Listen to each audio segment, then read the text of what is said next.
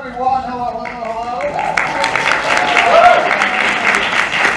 I'm Jeff Constant. I'm a member of the MUS English department. I'm also the director of tonight's play. I want to thank you all for coming out. Hopefully this is the end of this excessively stormy weekend. Hopefully no more storms. But we have our second performance tonight of William Shakespeare's King Henry IV, Part 1. We have two more, one tomorrow night at 7 and one Tuesday at 7. This production began, the idea for it appeared about 2 years ago in a hallway when I was having a conversation with Mr. Norman Thompson. Mr. Thompson is the longest serving member of the MUS English department. He's been teaching here about, I think it's either 52 or 53 years. And we were talking as two sort of bookish English nerds would about our favorite Shakespeare plays. And he was bemoaning the fact that of all Shakespeare's vast collected works, one of the plays that never really gets put on that much is Henry IV, Part 1, one of Shakespeare's history plays. He wrote 3 basic types of plays: histories, tragedies, and comedies. The histories don't get done that often because they concern about 400 or so years of the English history of the English kings. And Henry IV, Part 1, in addition to being one of the better history plays, is also the introduction of one of his most famous characters, Sir John Falstaff. And Mr. Thompson said it's just a shame that you don't get to see it that much performed because it's actually quite a fun play to see done live. And I said, well, why don't we do it? We're a school. The purpose of our theater program is to educate our students as well as hopefully entertain our audiences. And we thank you all so much for being here tonight to enjoy it. Now, we've also been blessed in this show to get to work with some wonderful professionals outside of just the immediate MUS family. The fight choreography, which you'll see now, was done by Ms. Lauren Gunn, who is the resident fight choreographer for Tennessee Shakespeare Company. They were supposed to open it on Friday, but you know, Stormageddon. So today they opened St. Joan by George Bernard Shaw over at Tennessee Shakespeare Company. They run for 2 more weekends after this. Please go get your tickets to that if that interests you. And so just a quick few announcements before we begin. Please turn your phones off. Adults, you can silence them. Students of Memphis University School, turn your phones off. This is Mr. Ponson telling you to turn your phones off. I will be watching. It will affect your grade if you don't. All right. So please turn your phones off. The show should run pretty quickly. It runs about 90 minutes with a brief intermission a little bit shortly after the halfway point. Once it's done, please feel free to tell your friends, your families, your enemies. Tell everyone that what you saw here encouraged them to come for our last 2 nights. That's really all I have left to say. So thank you all so much for being here. Please enjoy William Shakespeare's King Henry IV, Part 1.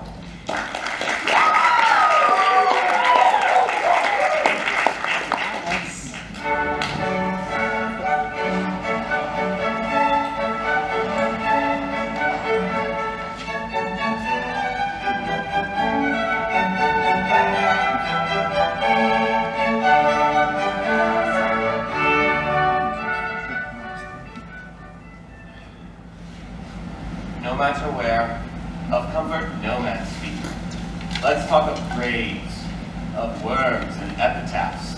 Make dust our paper, and with rainy eyes write sorrow upon the bosom of the earth. Let's choose executors and talk of wills, and yet not so.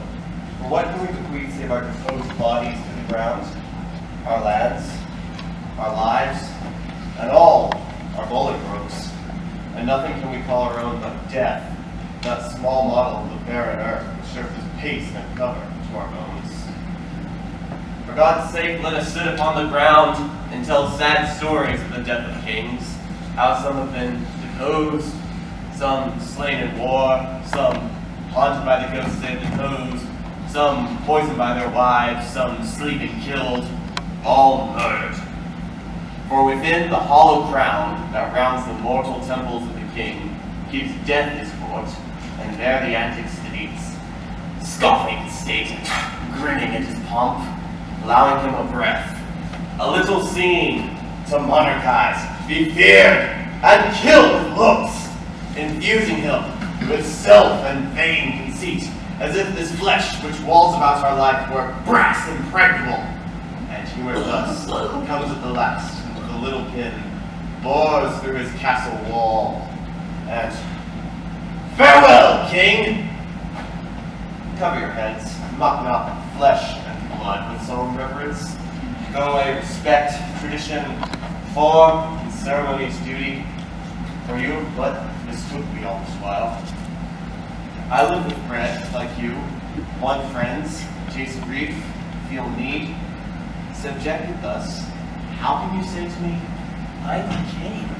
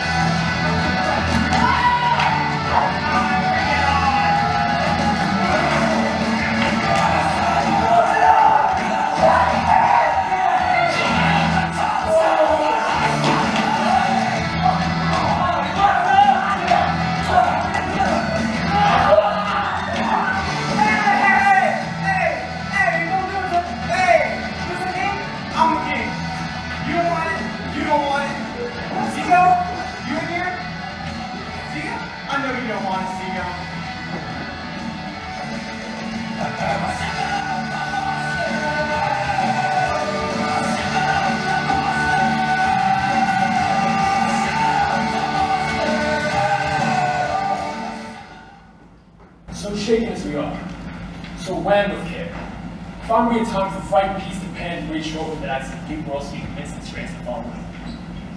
The edge of war, like an ill-sheathed knife when worship its master. And here's a deer, a true industrious friend. Sir Walter Blunt, newly lighted from his horse, stained each variation of soul betwixt that whole men and this seat of ours. And he hath brought us smooth and welcome news.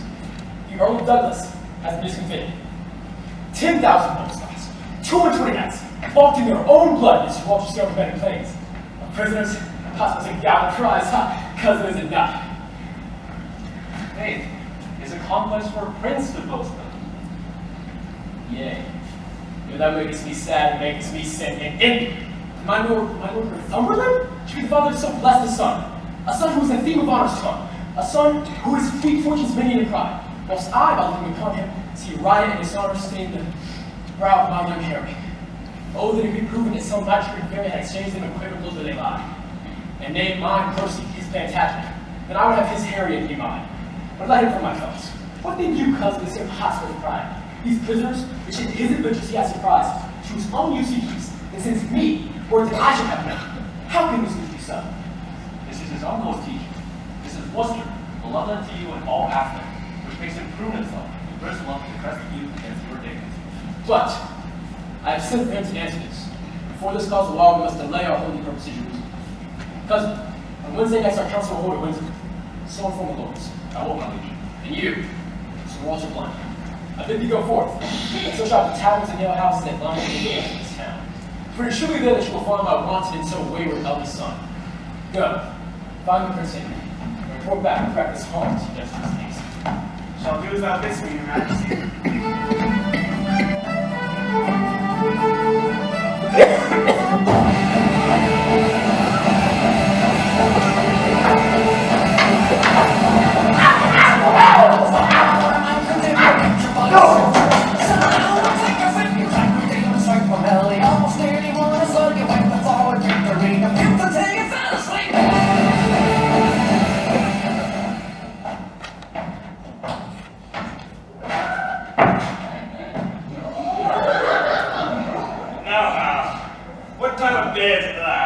Thou art so fat, waiting for drinking of old sack and sleeping upon a vintage afternoon, and unbuttoning thee at the shop whether thou hast forgotten the man truly which thou wouldst truly know. What a devil hast thou to do with the time of day? I see no reason why thou should be so superfluous in that time of day. Indeed, you come near me now, have. We that take purses go by the moon and the 7 stars, not by Phoebus, he that wandering on so fair will die. With these weak wags, when thou art king, and as God save thy grace, majesty, I say, grace that will not. Marry this weak wag, for when thou art king. Rather than us and our squads of the night's body be called thieves of the day's beauty. Let us be children of the shade, minions of the moon. Thou sayest well and holds well too, for the fortune of us of the moon's name on head and flow like the sea, being governed as the sea is by the moon. Yea, and so used to the heir apparent, thou art heir apparent, shall be doubtless sang in England, when thou art king. Do not doubt, thou art king and be. That thou shalt. Shall I? Oh, where by the Lord I'll be the grave judge. Thou judgest false already. I mean, thou shalt have the hanging thieves become so rare a hangman. Splun's melancholy as a jib cabber, look at there. An old lion or a lover's boot. Yea, the joint of a Lincolnshire bagpipe. Thou hast done much harm upon me, Hal. God forgive me for it. Before I knew any Hal, I knew nothing, and now, I as a man should be truly little better than one of the wicked. I must give over this life, I shall give over this life. I am not, I'm a villain. I'd be damned if never a king's son in Christendom. Where should we take first tomorrow, Jack? So who's what I will have? I'll make one. I do not come a villain in battle. I see good limited life for me, from praying to purse taking. Why, Hal? 'Tis my vocation, Hal. 'Tis no sin for a man to labor in this vocation. This is the most omnipotent villain that ever cried stand with a true man. Good morning. Good morning, sweet Hal. What say Sir John Sack and Sugar? Sir John stands to his word, and shall be the devil his due. And thou art damned for keeping thy word with the devil. Else you be damned for cozening the devil. But my lads, tomorrow morning at 4 o'clock early at Gadshill, there are travelers from Canterbury with rich offerings, and traders from London with fat purses. We may do this curiously. If you will go, I will stuff your purses with crowns. If not, tarry at home and be hanged. Hear ye, Edward. If I tarry and go not, I thank you for going. You will, Chops? How? Wouldst thou make one? Who? I rob? I am a thief? Not I on my face. There's neither honesty, manhood, nor good fellowship indeed. Your thou keeps not the blood royal. If thou darest not stand for 10 shillings, by the Lord, I'll be a traitor then, when thou art king. I care not. Sir John, I prithee, leave the prince to me alone. I will lay down such reasons for this adventure that he will go.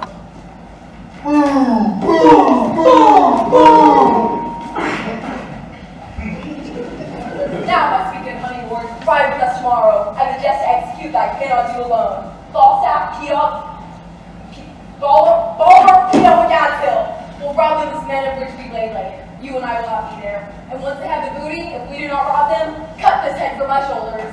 How should we part with him and send forth? Why do we set off before or after them, and appoint them a place of meeting, where it is at our pleasure to fail. It's at our pleasure to fail. And then, when they have the booty, we'll set upon them. I'll go with thee. Find us all things necessary. You meet tomorrow night, you shoot there, I'll stop. Farewell. Farewell, my lord.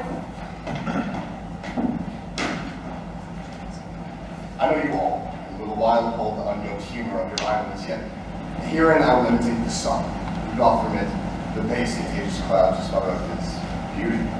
From the worlds that when can he please to be himself, being wanted, he may be more wonder that by breaking through the foul and ugly mist of the vapors that did seem to strangle him. If all the year were planned holidays, to sport would be as tedious as to work, but when they seldom did come, they wished for come, and nothing pleaseth no rare accidents. So, when this loose behavior I throw off and pay the debt I never promised, how much better than my word I am? I shall so falsify men's hopes like bright metal or solid ground, my reprobation glittering over my faults shall shine more brightly and more goodly than that which hath no foil to set it off. I shall so offend you that offends the skill, redeeming time and made a peace I will.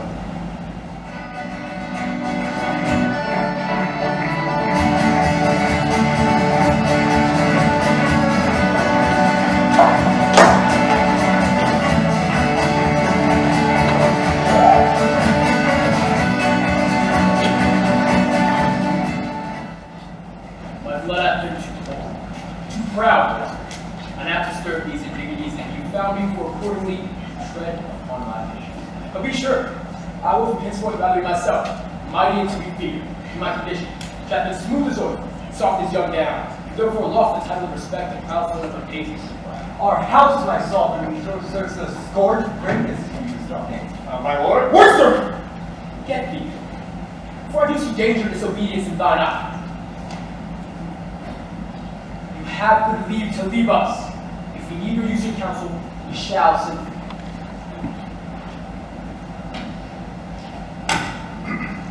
Lord Northumberland, were about to speak. Yea, my good lord. The prisoners in your Highnesses' name demanded, which Harry Hotspur here and Oldham took, either ended or therefore misprisoned or responsible for this fault, and not my son. And yet, no prisoner returned but me or either my courtier. And I'm told 'twas your son, Harry Percy, who denied me my possession, though it was my right as your king and lord. My liege, I did deny no prisoners, but I remember the fight was done, and I was dry with rage and extreme toil, breathless and faint, leaning upon my sword. Came there a certain one, neat and trimly dressed, he was perfumed like a milliner, and as the soldiers bore dead bodies by, he called them untaught names, unmannerly, with many holiday and lady terms. He questioned me, amongst the rest, demanded my prisoners and your majesty's behalf. I then, all smarting, with my wounds being cold, to be so pestered with a puffin jay, out of my grief and my impatience, answered neglectingly, I know not what he should or he should not, for he made me mad. This ball of jointed chatter is my lord. I answered indirectly, as I said, and I beseech you, my lord, let not his report come current for an accusation betwixt my love and your high majesty. Circumstance considered good, my lord, but ere Lord Harry Percy then had said, who may recently die and never rise to do him wrong, or any way impeach what then he said, so he unsay it now. Why? Yet he doth deny his prisoners, with proviso and exception that we, at our own charge, shall ransom home the foolish Mortimer, who, on my soul, hath willfully betrayed the lives of those he did lead to fight against that great magician, damn Glendower. No, on barren mountains let him starve. For I shall never hold that man, my friend, whose tongue shall ask him for one penny cost to ransom home revolted Mortimer. Revolted Mortimer? He did never fall off my sovereign liege, and let him not be slandered with revolt. Thou dost belie him, Percy! Thou dost belie him. Let me not hear you speak of Mortimer. Send us your prisoners to the speediest of means, for you shall hear from me in such a kind as will displease you. My lord of Northumberland, be licensed and impartial with your son.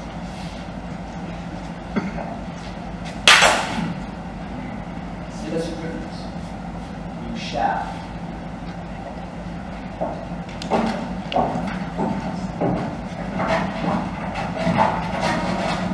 And if the devil come and roar for them, I will not sit for them. I will ease my heart, albeit I make a hazard of my head. What? Drunk with color? Stay. And pause a while. Here comes your uncle. Speak of Mortimer. Zoons, and I will speak of him. And let my soul want mercy, if I do not join with him. Yea, on his part, I'll empty all these veins and shed my dear blood, drop by drop in the dust. Brother, the king hath made your nephew mad?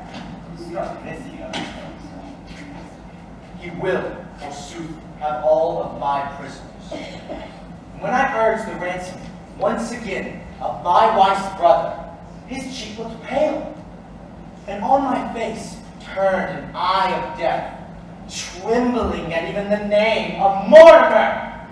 I cannot blame him. Was not he proclaimed by Richard that that is the next of blood? He was. I heard the proclamation. From whence he did return, to be deposed and murdered. Shall it be you that set the crown upon the head of this forgetful man, to put down Richard, that sweet, lovely rose, to plant this thorn, this canker, Bolingbroke, peace, cousin Singapore. Imaginations of some great exploit have him driven beyond the bonds of reason. By heaven, methinks it were a great easy leap, to pluck right honor from the pale-faced moon, or dive into the bottom of the deep, where fathom line could never touch the ground, and pluck up drowned honor by the locks. Good cousin, give me audience for a while. Cry you mercy, those sacrable Scots that are your prisoners. I'll keep them all. He shall not have a Scotland. No, If a Scot were to save his soul, he shall not. I'll keep them by this hand. You start away when no ear to my purposes. Those prisoners you shall keep. Nay, I will. That's flat. And when I urged the ransom, he forbade my tongue to speak of woman. I hear you cousin a word. All studies here, I solemnly defy to save and pinch and gall that Bolingbroke and his son, that Prince of Wales, the sword and buckler. I think that his father loves him not, and would be glad he met some mischance. I would have him poisoned with a pot of ale. Farewell, kinsman. I'll talk to you for better tempered to attend. Why, what a impatient and wasp-stung fool! Tying thine own ear to no tongue but thine own. Why, look you, I am whipped and scourged with rods, nettled and stung with pismires. I hear of this vile politician, Bolingbroke. Good uncle, tell your tale as I have done. That's what I think, my people. What I know is ruminated, quiet, and set down. He stays in this moment, the face of that patient. I smell it. On my life. It will do well.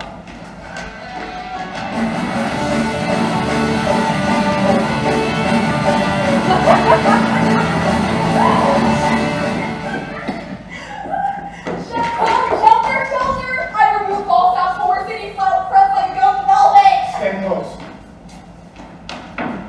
Points! Points! Points! Points! Not points. Stupid, not points. Points! Points!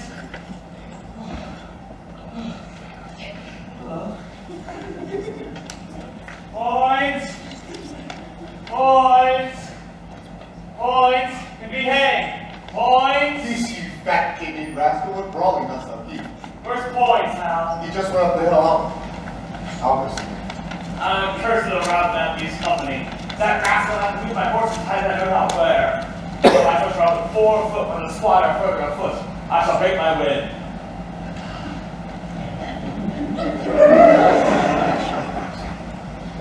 Smell?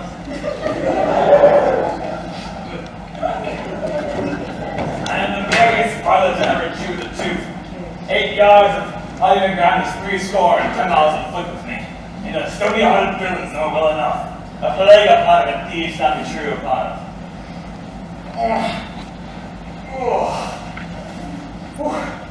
Give me my horse, you rogues. Give me my horse and be hanged. Peace, you fat guts. Lay down and lift thine ear to the ground, and list if thou canst hear the tread of travelers. Have you any levers to lift me up again, being down? No. Go! Hang myself in an air of errant darters. If I be ta'en, I'll peep this. I've got body songs better than you all, and sung them filthy tunes. That'll come a sack of my poison to justice so forward and a foot too. I hate it.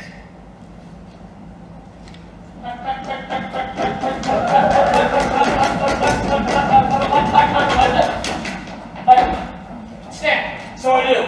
Against my will. Oh, 'tis our setter! Oral, what news? Casey! All of your visitors! There's one of the kings going down the hill. He's going to the king's exchequer. Sirs, you four have been narrowly. Ned points down the lower so that they escape from your encampment line on us. Ned, our distresses. Here, word by, stand close! Now, my masters, happy man to his soul, say I. Every man to his business. Hi!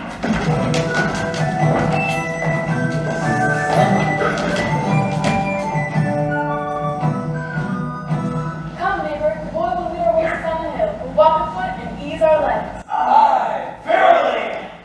Stand! Strike! They hate us, you horse and carrot noise thank fed days. Cut the villains' throats. Thank you. No!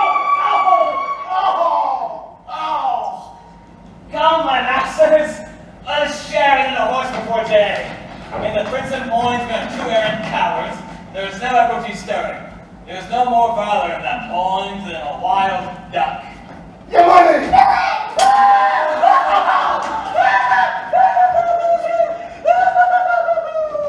And God, when she's out, where was your horse? Sempre assim, as faces cantinando, like photos and films of western skies come, the nights in some star, as a police on the... But for mine own part, my lord, I could be well contented to be there, in respect of the love I bear your house. He could be contented. Why is he not there? The purpose you undertake is dangerous.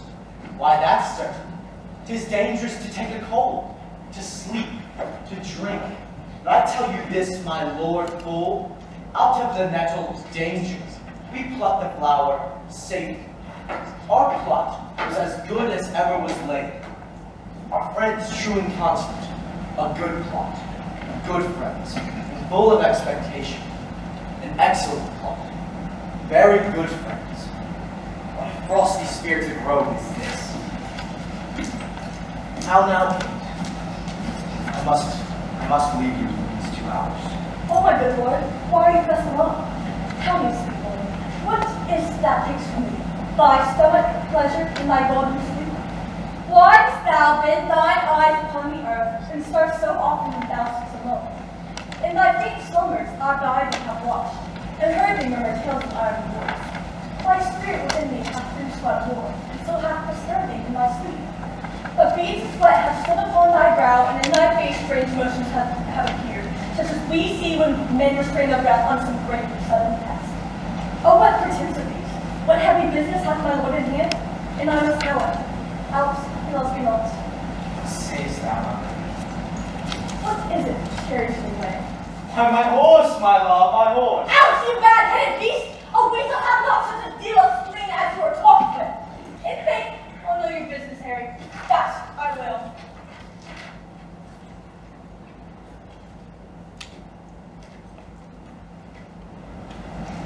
I fear my brother Mortimer, they'll stir about his title and have sent for you to our division.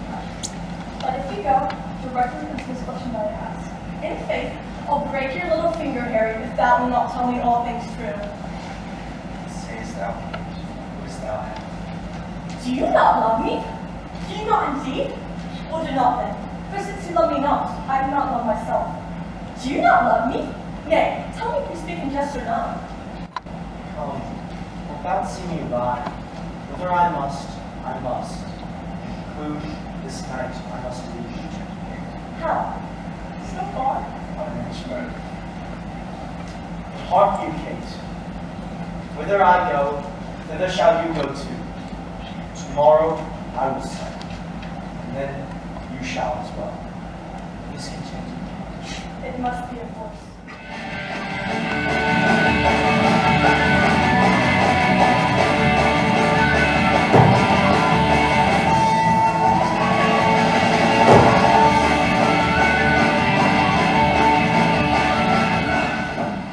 Head come out of that back room and let me go ahead and laugh a little. Anon, sir. Don't tell me what happened. I know what happened. Sirrah, Falstaff and her says, please adore, shall we be married? In there. Quiet.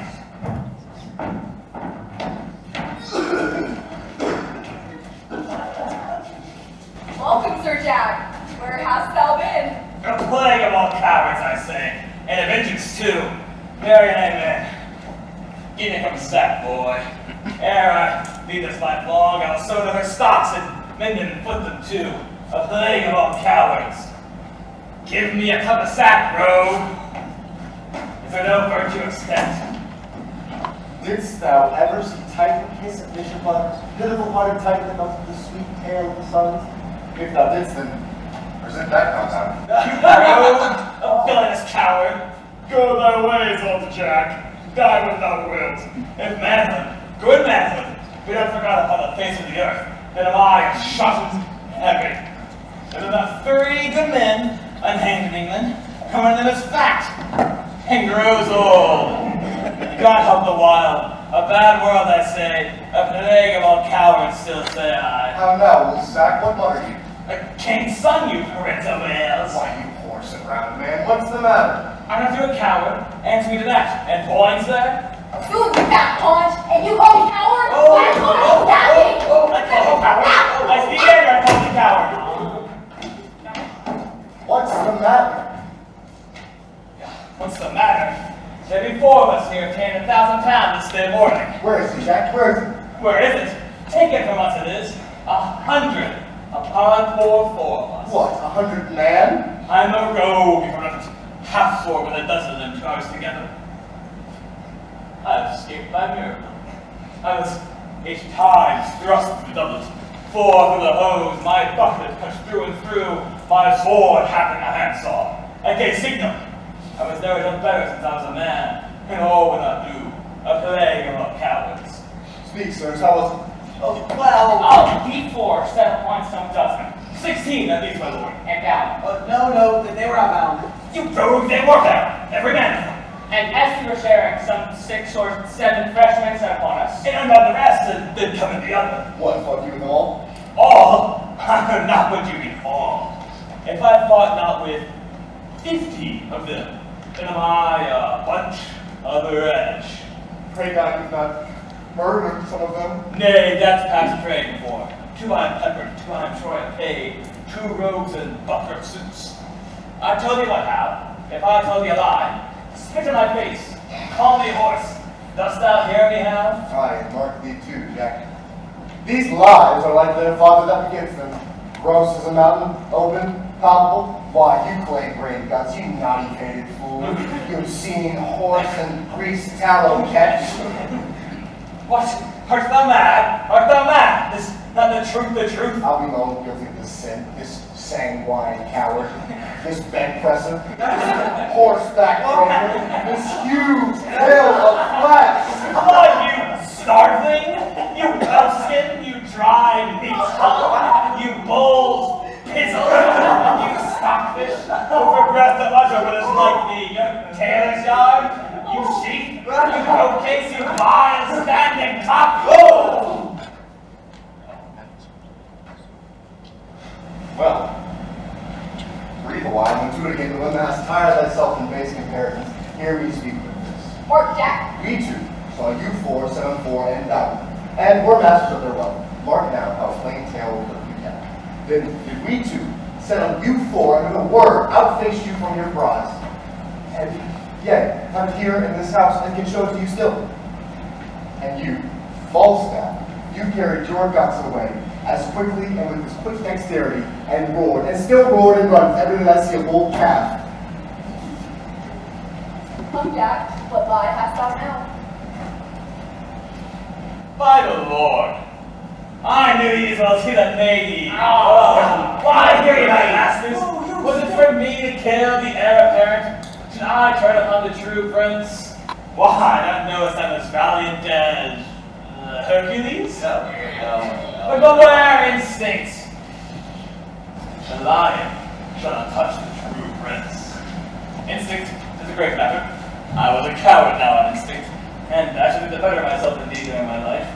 I for valor, aye, and thou for a true prince. But, by the Lord, lads, I am glad you have the money. Oh, yeah. Content, and the argument shall be thy running away. No more than I have, and now let's think. Oh, Jason! Uncle the prince! How now, my lady, hostess, what sayest thou to me? Marry, my lord, this nobleman from court at door to speak with you. He says you comes from your father. Give him a special make from a royal man and send him back to my mother again. What manner of man is he? An old man, there's little news of born. Here was what a bump from your father. We must be caught in mourning. That same man fell of North Percy, and he of Wales. What a plague you call him? Oh, Owen Glendower, Welsh madman. Owen the same, and his son-in-law Mortimer, and the owner of Dublin, and now sprite the Scots. Douglas! No! Gather they all together in a league against your father and your family and the crown.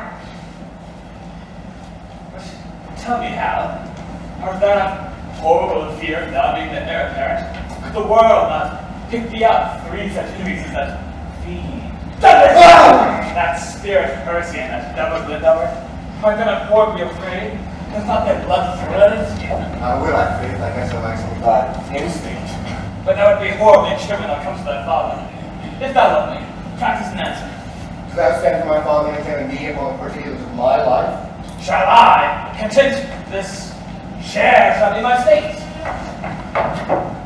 Oh, this dagger my scepter, and this cushion my crown. Bring me a kind of sack to make my eyes look red. No! Perhaps you thought I have wept, for I must speak in passion. No! Well, here is my way. And here is my speech. Stand aside, nobility. Oh, Jesus, this is excellent sport, I think. Weep not, sweet queen, for trickling tears are vain. Peace, good kind pot, peace, good tickle brain. Harry, I definitely marvel thou spendst thy time. Thou being my son, I have hearkened to mother's words. Hearkened her pity and chiefly of villainous trick thine eye. Doth warn. If then thou be son to me, here lies the point. Why be son to me? Art thou so appointed that? I cannot speak to you drink but in tears. Not in pleasure, but in passion, not in words only, but in woes also. But there is a virtuous man whom I have often noted in thy company, but I know not his name. What manner of man, like your majesty? A greatly portly man, and a corpulent of a cheerful look, a pleasing smile, and a most noble carriage, and his age some 50, or fire lady, inclined to 80. Remember me, his name is Falstaff, and that man would be lewdly given, and he deceiveth me, for Harry, I see virtue in his looks. Tell me now, thou naughty varlet, where hast thou been this morning? You thou speak like a king. Do say to me and I'll play my part. Depose me? Aye, so be it. Thou shalt be the king, your father, and I his weebest son. Oh, and here I stand. Judge my masters. Harry, my son, where My noble lord, from East. the complaints I hear of thee are grievous. Spud, my lord, they are false. Nay, I'll tickle ye for a true praise, I beg. Swearest thou, ungracious boy, thou art violently carried away from grace. There is a devil that haunts thee likes an old fat man. A ton of a man is thy companion. Why dost thou converse with that trunk of humors, that bolting hutch of beastliness, that trunk of humors, that huge bomber of sap? Wherein is he good but to taste sack and drink it? Wherein is he clean but to carve a cake and eat it? Wherein cunning but in craft? Wherein craft but in doing? Wherein doing but in all things? Wherein worthy but in nothing?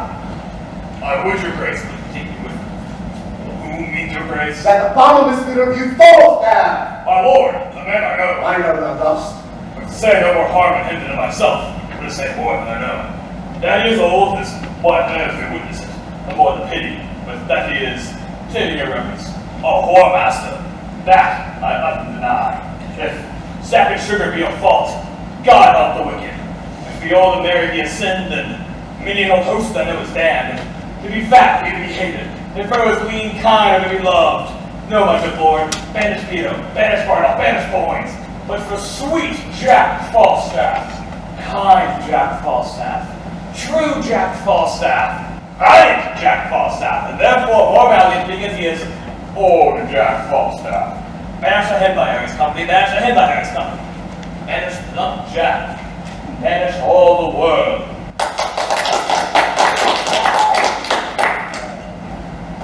I do. I will.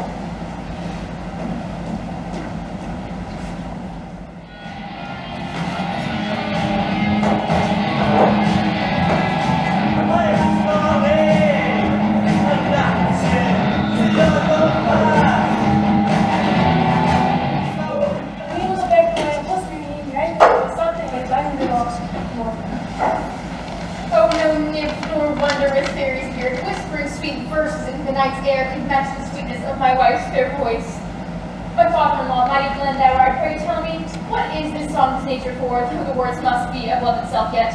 I cannot understand this Welsh tongue, however so fair be its sweet speaker. Oh, I'm ignorance itself in this. She bids you on the wanton rushes laid down. and rest her gentle head upon her lap.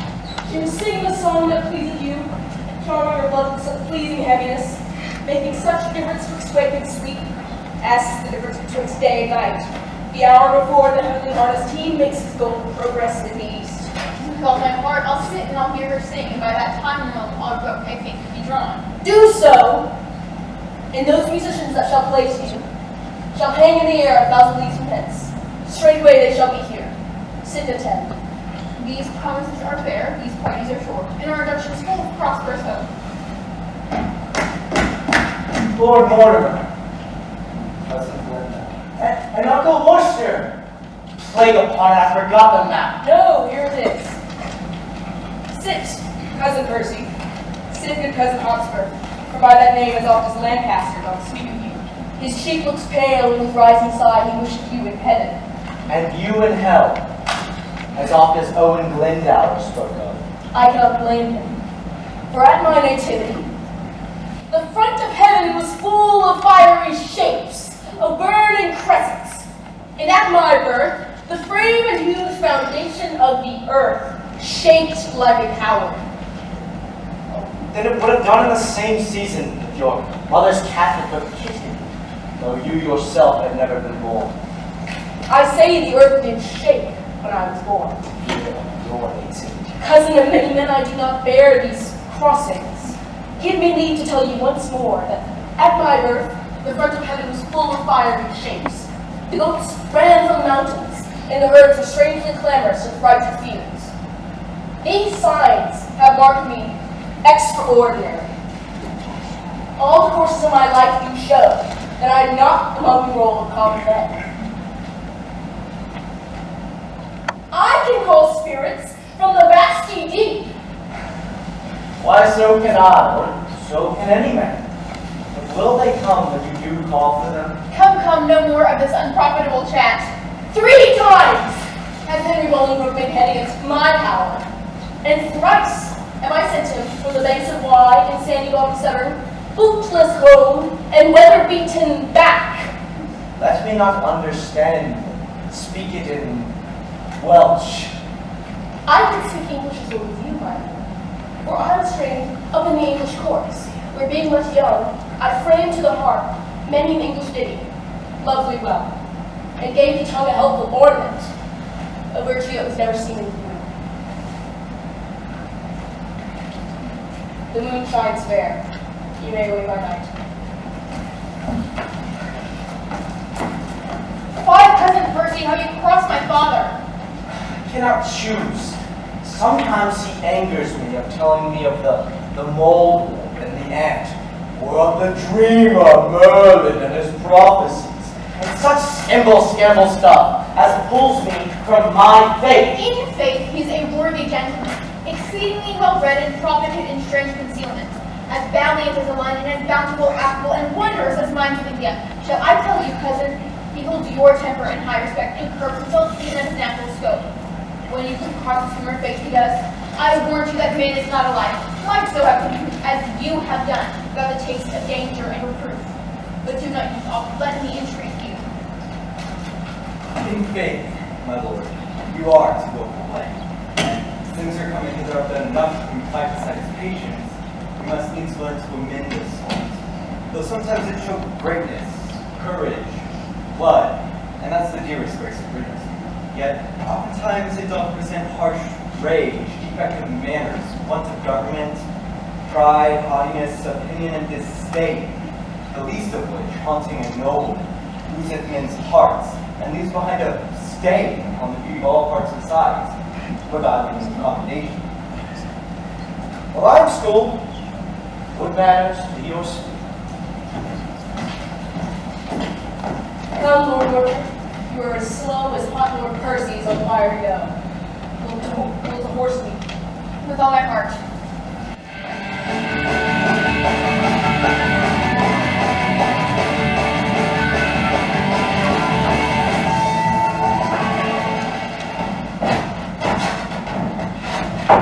Lord, give us leave. This is what I was having a private conference. If you are there, we shall presently have meeting.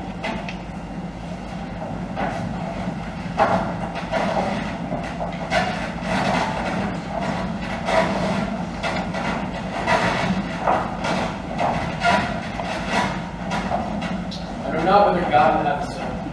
For some displeasing service I have done, that out of my blood, he will plead revengement and scourge for me. Thou dost in thy passage of life make believe that thou art only marked for the hot vengeance and rod of heaven to punish my strikes. Tell me else. So please, your majesty, I would, I could.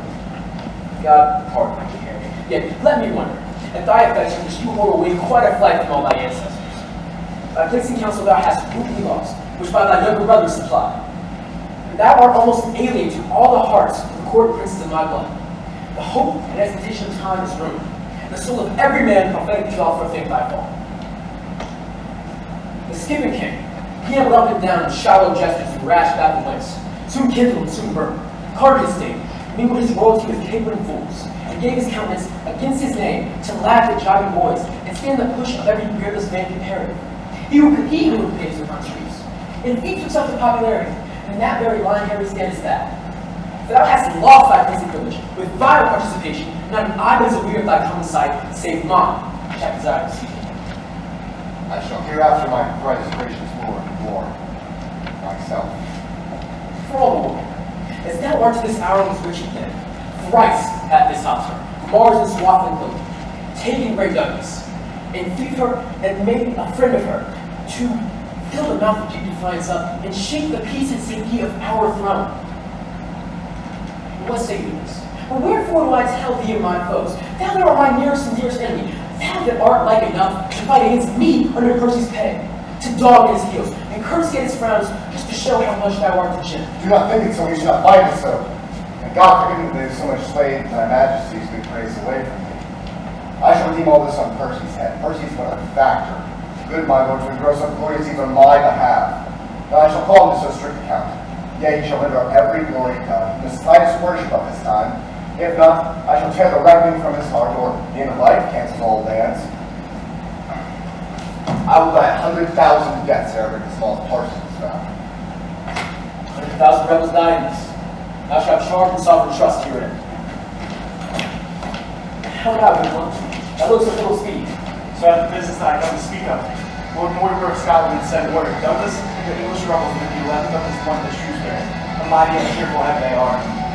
The Earl of Westmoreland set forth today. With him my son John Lancaster. Harry, on Wednesday next you shall set forward.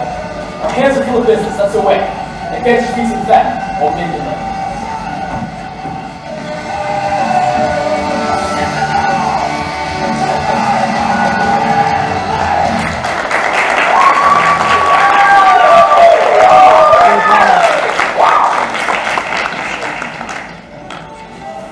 Am I not falling away violently since this last action? Do I not dwindle? Why, my skin hangs about me like an old lady's loose gown. I'm as withered as an old apple John. Company, villainous company, hath been the spoil of me. Sir John, you are so fretful. You cannot live long. Why, there is it to come. Sing me a bawdy song, make me merry. I was as virtuously given as any gentleman need be. Virtuous enough. Swore a little, diced I above 7 times a week. Went to a bawdy house once in a quarter of an hour. Paid money that I borrowed 3 or 4 times. Lived well and in good compass, but now I live out of all order, out of all compass.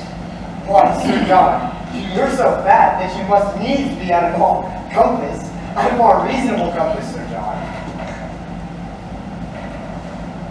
Do thou amend thy face, and I'll amend my life. Thou art tipperable now. There's the lantern of the ass. But 'tis in the nose of thee that thou art the night of the burning lamps. Sir John, my face is you no harm. How now, Dame Carpet Linen? Have you acquired it and took my pocket? Why? What do you think, Sir John? Do you think I keep thieves in my house? I have said, I have acquired 7 by 100, man by man, boy by boy, 7 by 7. The 10 I have is never lost in my house before. Ye lie, hostess.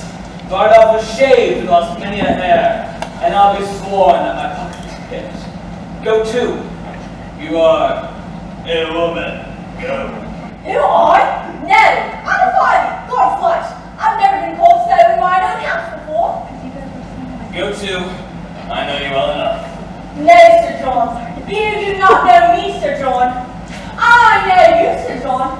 You owe me money, Sir John, and now you choose to make a fraud to accuse me of it. Oh, geez, you I heard the Prince tell him I know not how off that ring was copper. Blood, the Prince, the Jack, a sneak cup. And if you were here, I couldn't have let a dog even say so. What, my lord? Is the wind in the door, I think? Must be on march. Indeed, Jack, I will give thee the charge. Yes! Of foot. No! Forward. Forward. Take this letter to Lord John of Lancaster. To my brother John. And this to the Earl of Moore. Vito. Go to horse. Without I have 30 miles there flight till dinner time. And you. All that. You and I, you shall meet me tomorrow at Temple Hall at 2 o'clock in the afternoon. There will be orders and money for furniture. Land is burning and first stands on high, and the beer they must level line. Rare words. Brave world. Oh, hostess! I'm Memphis. Come. I'd like to wish this tavern where my drop.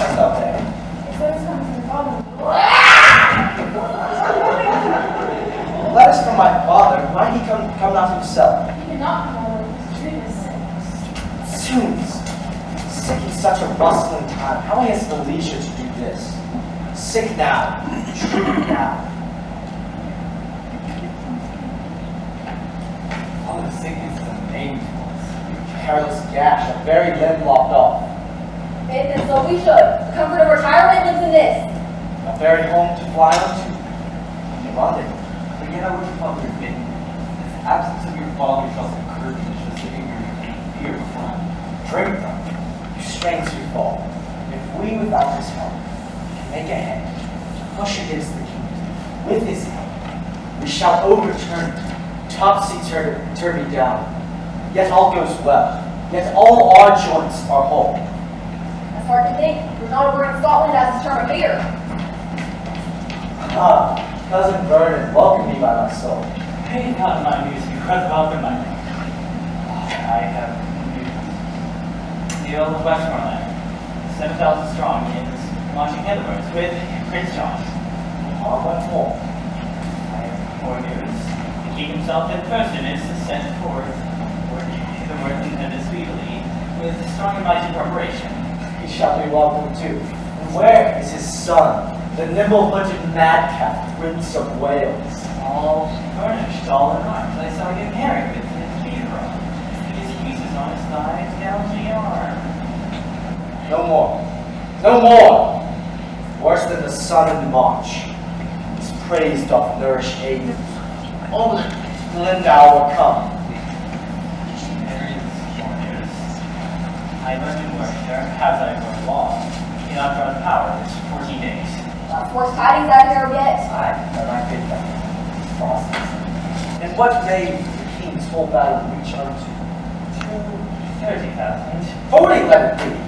With my father and Glendower being both away, the powers of us may serve so great a day. Doomsday is near. Die all. Die merrily.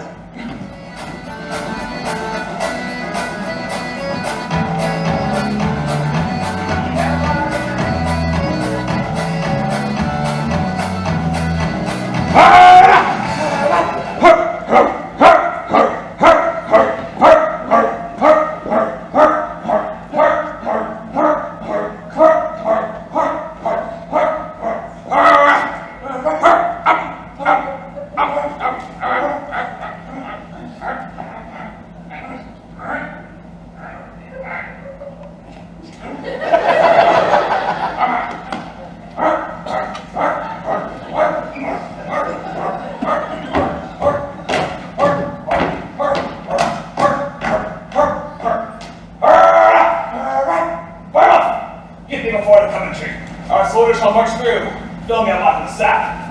Wait till second coval tonight. How now, Long Jack? How now, Quilt? What the hell? What the devil's now Warwickshire? I could go to Westfield and I'd cry you mercy. I thought your honor had already been at Shrewsbury. Hey, Sir John. It's more than the time that I was there. You too. But my powers are there already. The king, I can tell you, looks for his law. We must away all night. Tut, never fear me. I'm as vigilant as a cat to steal free. I would think to steal freedom like that, you've already made it far. So tell me, Jack, whose fellows are these to come after? Mine, pal, mine. I've never seen such pitiful rascals. Tut, tut. Food for powder. Food for powder. Food for powder. They'll hit as well as better. Push man, mortal man. Aye, but Sir John, methinks they're exceeding poor and bare. Too beggarly. Especially that one. I mean, just look at that. Really?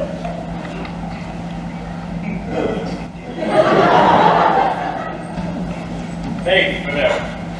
Already. And now that we had them for their bearing this time, sure never would mess with me. Unless you call 3 fingers in the ribs there. But, Sirrah, make haste, Percy's already in the field. What? It's the king camp. Yes, Sir John. I fear we shall stay too long. The latter end of a grave at the beginning of a dull feast. It's a dull fighter and a keen guess.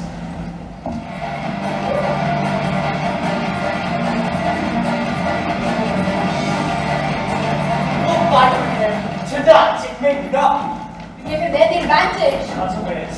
Why do you say so? Looks he not for supplies? So do we. And his certain and ours is doubtful? The cousin, be advised, stir not tonight. Do not, my lord. Do not counsel well. You speak out of beer and cold heart. Do we know disdain?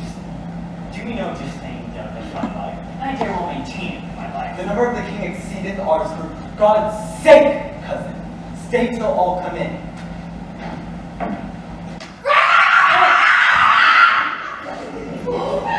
Come with gracious offers from the king if you vouchsafe me hearing and respect. And welcome, Sir Walter Blunt. Would to God you were of our determination. God defend, but still I should stand so long as out of limit and true rule you stand against anointed majesty. But to my charge, the king has sent to know the nature of your griefs, and whereupon you conjure from the breast of civil peace such bold hostility, teaching his duties land audacious cruelty. If that the king of any way your good deserves for God, which he confesseth to be manifold, he bids you name your griefs with all speed. You shall have your desires with interest and absolute pardon for yourself, and these herein misled by your suggestion. King is kind, and well we know the king knows at what time to pay and when to promise. It was my father, myself, and mine uncle that did give him that same royalty in which he wears. Shall I return this answer to the king? Not so, Sir Walter. We'll withdraw a while. In the early morning, mine uncle will bring him our purposes. And so farewell. I would you would accept of grace and love. And may be so we shall. God you do.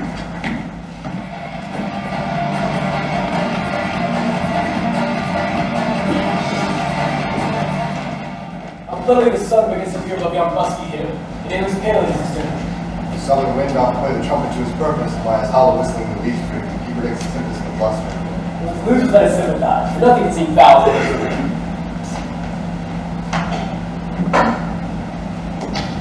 How now, other enforcer? It's not well that we should meet upon such terms as we now meet. You have betrayed our trust.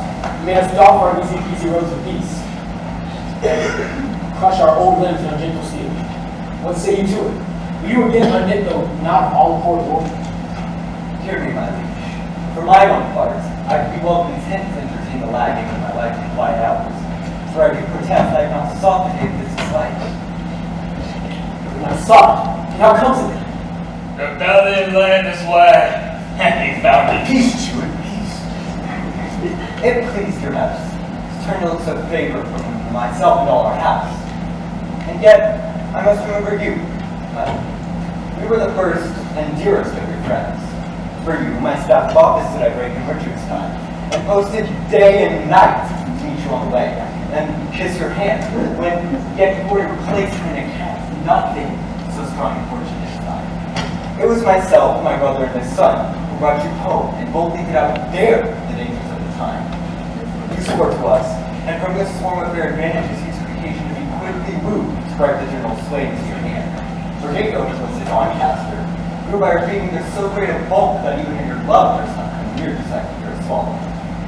But the nimble wing we were enforced, for safety's sake, to fly out of sight and raise his present head, whereby we stand opposed by such means as you yourself have forged against yourself by unkind usage, dangerous countenance, and violation of all faith and trust in what's in your price. Clever whisper word, I would pray. Tell your nephew that the Prince of Wales doth join with all the world in praise of Harry Percy. By my hopes he would take the challenge given to him by me and members of this army, that to save the blood on either side would try his fortune with me in a single fight. Prince of Wales, so dearly ventured these, albeit considerations infinite, do make against it. No, good words, no. We love all our people, even those that are misled upon your places far. And will they take our offer of grace? Well, he, and they, and you, every man should be my friend again and all be his. So tell your cousin, and send me word when he will do. But if not you, rebuke and dread correction lay in his path, and they will do their part. So we go.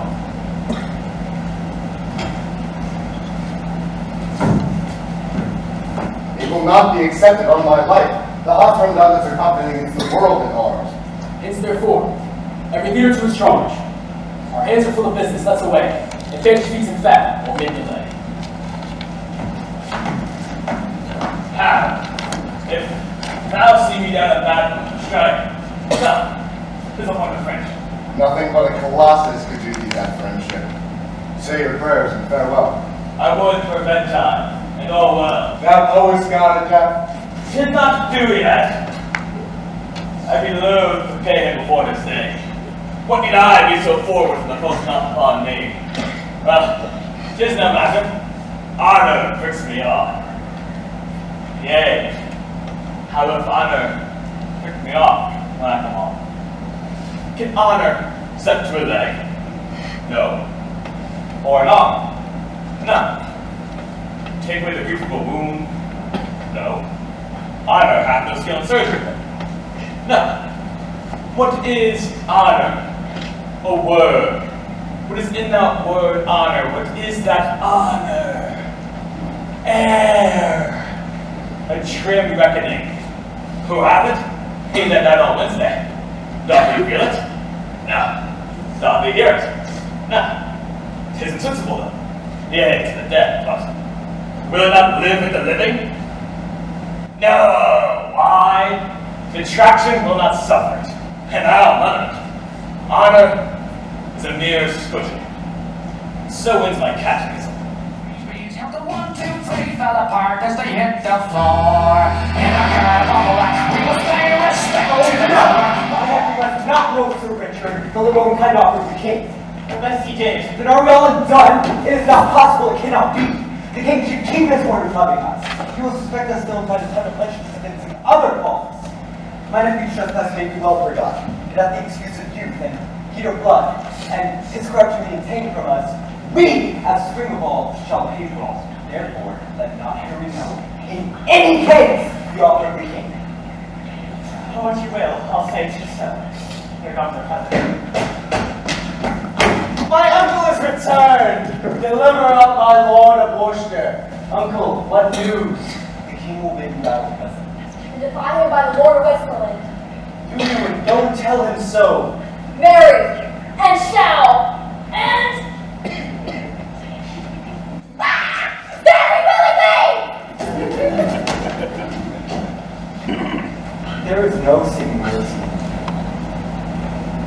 But you beg me? God forbid. I told him gently of our grievances, of his oath breaking, which he mended thus, by not persuading that gifts were sworn. He calls us rebels, traitors, and will scourge with haughty arms as hateful to us.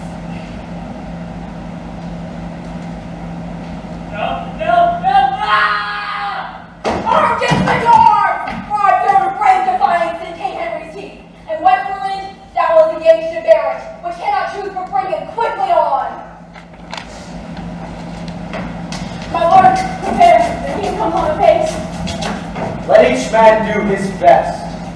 And here I draw a sword, whose temper I intend to stain with the best blood I can meet within this perilous day.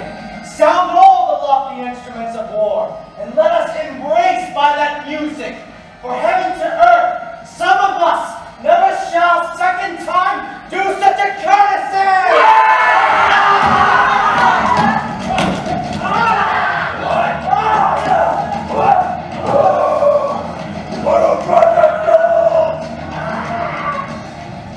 What is thy name that in the battle thus thou crosses me? I am Douglas, and I do haunt thee in the battle thus, for some tell me thou art king. They tell me true. The Lord Stafford here today hath brought thy likeness, for instead of thee, King Harry, this sword hath ended him, and so it shall be. I was not born a yielder, thou proud Scot, and thou shalt find a king that will revenge Lord Stafford's death.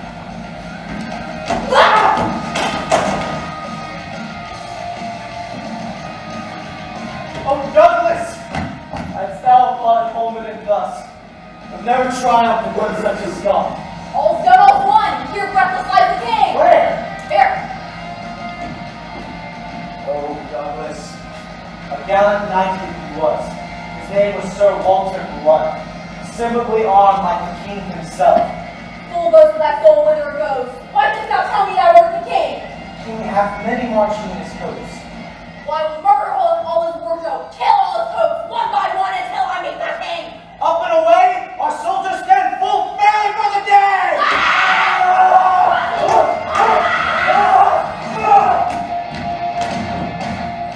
Though I can escape shot free at London, I fear the shot here. Here is no scoring upon the pig. Soft. Who are you? Sir Walter Blunt. There's honor for you. I like not such grinning honor as Sir Walter hath. Give me life, which, if I can say, honor come to look for. And there's an end.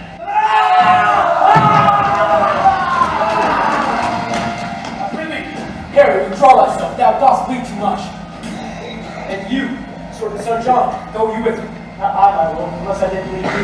Beseech your majesty, lest you retire and engage your friends. I will do so. You, my Lord of Westland, take him to his tent. Come, my lord. I'll take you to your tent. Leave me. I do not need your help without me in such a sound extraction. Drive the Prince of Wales, which feel insist for stained nobility lay trodden on his rebels triumphant arms. He breathes too long. Come, cousin Westland. I'll leave you this way lies. For God's sake, come! Thou hast deceived me in Lancaster, I did not think you were such a spirit. Before I did love thee as a brother, but now I do respect thee as my soul. I saw the poor Lord Percy at the point with lesser remains than I did expect, Mr. Ungrown warrior. That boy was Memphis all. Another king! They grow like hydras' heads. I am Douglas, fence to all those who wear those colors on them. What art thou? Thou counterfeits the person of a king? The king himself, Douglas grieves in heart. Thou hast met many of my shadows, but not the king himself. I have two sons, seek Percy and thyself about the field. But seeing as thou hast fallen on me so lovely, I will essay thee, so to fit myself. And so I am thee.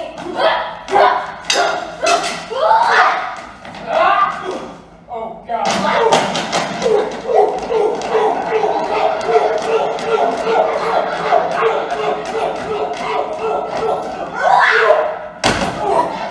Let my right head bounce, never hold up king. Is the Prince of Wales, brother Steve, who never promised, but I bleed. he's the bag.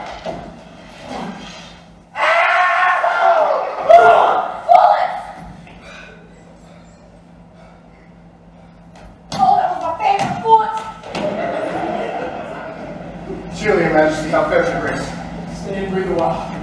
Thou hast redeemed my lost kingdom, and made some tear of my life, with this fair rescue thou hast brought to me. They did thee so much injury that never said I hearkened to thy death. But go, get thee the surgeons. Aye, make my way there. God protect thee. If I mistake not, thou art Harry Monmouth. Thou speakest as if I would deny my name. My name is Harry Percy. A very large rebel, man, I see. Ah! I am the Prince of Wales, and think not Percy to share with me in glory any longer.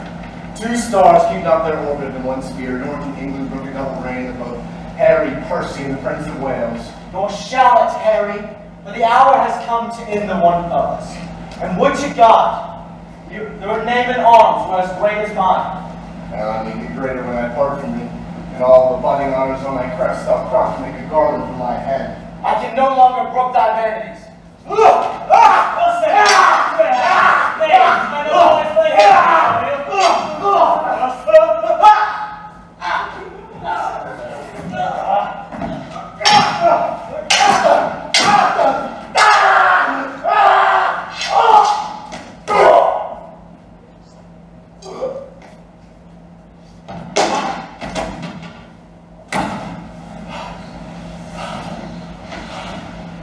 Oh, Harry, thou hast robbed me of my youth. Thoughts, the slave of life, and life's time's full, must take survey of all the world. We must have a stop. Oh, I could prophesy. The cold, earthy hand of death lies on my tongue. No worse, thou hot dust and fruitful.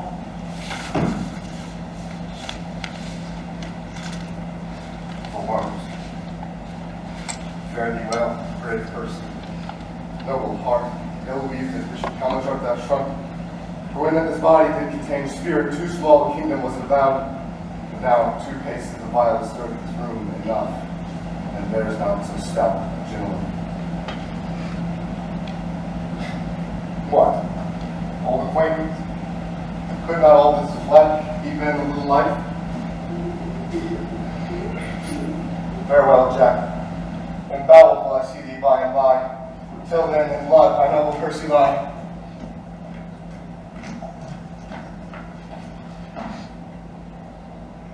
Emboweled?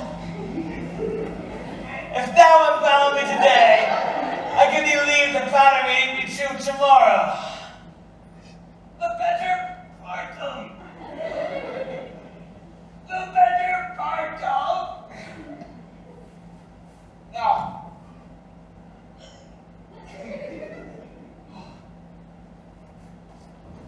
The better part of valor is discretion. In the which better part, I have saved my life. Stones!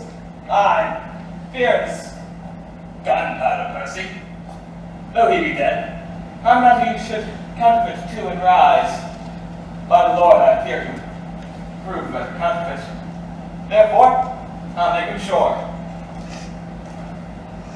Yea, and I'll swear I killed him. Why not he rise as well as I? Nothing confused me but eyes. Nobody sees me. Therefore, sirrah, with a new wound in the thigh, come you along. Come, Brother John, hast thou flesh thy maiden sword? So, did you not tell me this fat man was dead? I did. I saw thee dead, breathless and laying on the ground. Speak, for is it fancy the place upon our eyes? Speak, I pray, for we will not believe our eyes without our ears, and thou art what thou seest. No, that's certain. I'm not a double man, but if I be not Jack Falstaff, then am I a Jack. Here is Percy, and if your father be not Doom's daughter, so let him kill next Percy himself. I look to be either Earl or Duke, I can assure you. Percy, I killed myself and saw thee dead.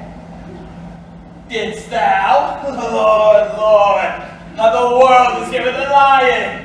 I grant you I was down and out the breath, so was he. But we both rose at an instant about the long hour by Shrewsbury clock. Can you believe that in that reward valor, better sit upon their own heads, and I'll take it upon my death. I gave this man this new wound in the thigh, and if he were alive or not, zoons, I'd make him eat a piece of my sword. This is the strangest tale I ever heard. This is the strangest fellow brother John. What's come, bring thy luggage nobly on thy back. If it be a lion's cell, I will gild it with the greatest I have. The trumpet doth sound retreat. Come, brother, let us to the heights of the field count the friends of living who are dead. I'll follow as they say for a reward. He that rewards me, God reward him. God is our And his last breath spoke, it seemed all to be seen. A life once full, now an empty place. Evident rebellion found with you. No spirit of worship. Not peace in terms of love and grace to all of you. What I've done my safety urgent, and I embrace this worship patiently, not to be avoided it falls on me. Bear horses to the death. Burn your too. Other offenders we shall pause upon. Wait, please! No! Harry, my son, I goes the field. Lord Douglas, when he did see the force of the day and turned from him, the noble Percy slain, and all his men fled upon the foot of fear. This remains. We divide our power. You, St. John, my cousin Wesley, for sure shall you live with your dearest speed to meet Northumberland and Pelham Smooth, who has to hear our Disney in arms. You, St. Harry, and myself, shall come to Wales to fight with Glendower and the Earl of March. Rebellious land shall lose its sway, leading the check of such another day. Since this business so fair is done, let us not leave while our own is done.